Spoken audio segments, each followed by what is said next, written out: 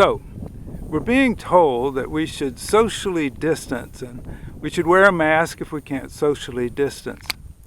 So what I've kind of found out is that, with 6 billion plus people in the world, sometimes it's hard to find a place to get away to socially distance. But what I did discover is that when I climb up on my ham radio tower, up there, you can see up there, and down here, when I climb up here, nobody ever follows me.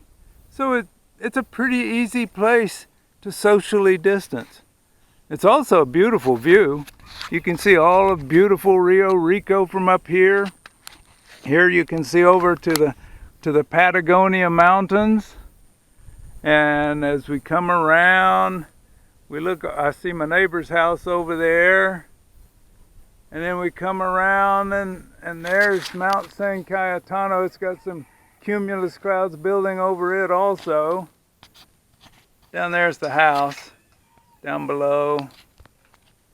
And then over there are the Tumacacori Mountains. And here are the Atascosa Mountains and my backyard neighbor there.